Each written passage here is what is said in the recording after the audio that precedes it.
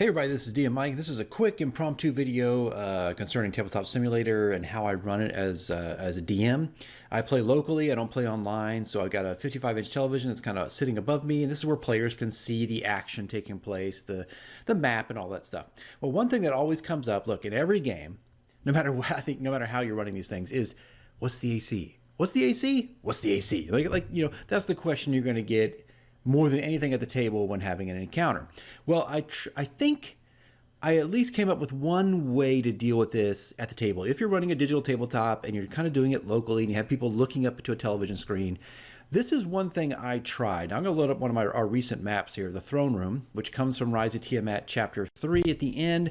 Of course, the Throne Room looks nothing like this in the book, but I decided to change things up. A lot of stuff's loading in here. So here's what I did. All right, so we had the encounter right in here, which there'll be a whole video on this thing here soon. I guess stuff is still loading in. It's kind of slow over the past year. But anyway, so I had 6 enemies in here, around 6, I think, and I wanted to prevent this question, which this question actually has not come up very often at all because I've solved that with putting index cards in front of my Dungeon Master screen that had everybody's AC, whatever creature it was, and that solved one problem. But I really wanted it here, like up on the screen where people could see it.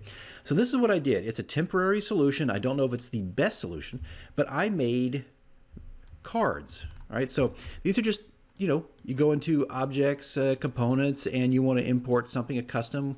You could do just a single, where's that, card, right? So I would go to, I'd look up the monsters, and of course sometimes I adjust things. So I'd find out what their AC is, and I'd make these little cards in Photoshop, or right now I'm using Affinity Pro. And so this is what I did.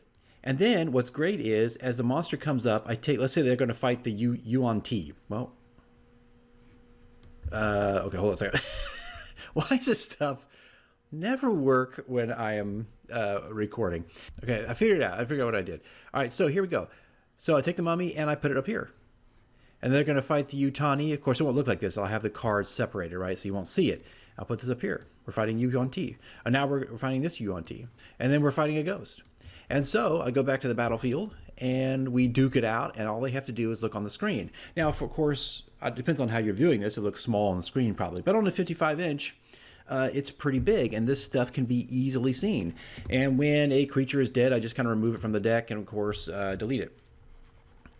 So this is what I've done, and this just takes a few minutes. Like, you go in, you don't have to be super elaborate with this stuff. This may be too elaborate. Maybe you could just do black cards with white text. But this is how I've started to reveal and show AC on the screen. Now, if you have any clever ways, guys, if you're more familiar with Tabletop Simulator and you've got a better way of doing this, please let me know, because I'd like to know that. Right now, though, this has been very convenient, easy to do. I don't know if it is the greatest solution, but if you're running Tabletop Simulator and you kind of want to get those AC on the screen with not having to repeat yourself over and over again, obviously one method is just to put the AC on the table itself, like on an index card folded, like a tent. That's one way. That's what I've been doing for a long time.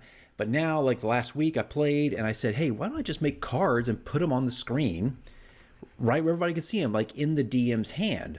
And so that's what I've done. Now, of course, one thing that does happen is I have to be careful because I have all these things out here, these boxes, which are interaction boxes for online play. I always kind of move them out of the way.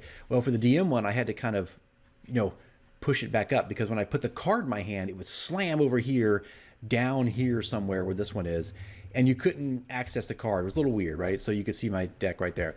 So you have to bring that back up. That's the only thing. No big deal. But anyway, guys, that's it. That's what I've done. I think it's kind of clever. I want to say it's clever. And I'm going to do this from now on, unless there's some great idea out there I'm not aware of. But I've got a couple cards to make now, and I just make them in stacks. And I don't do an entire deck because you never know what you're going to play. I'll just make them as I come, as we play, and make them as we have encounters. And hopefully, by the end of the year, I'll have tons and tons of cards that kind of cover most of the monster manual. Anyway, guys, that's it. Hope this was helpful for you if you're running a local game with Tabletop Simulator and you just want people to know what that AC is on the digital tabletop. Hopefully it's of use to you. But, more to come as I continue to prep this adventure. All right, guys, I'll see you in the next one.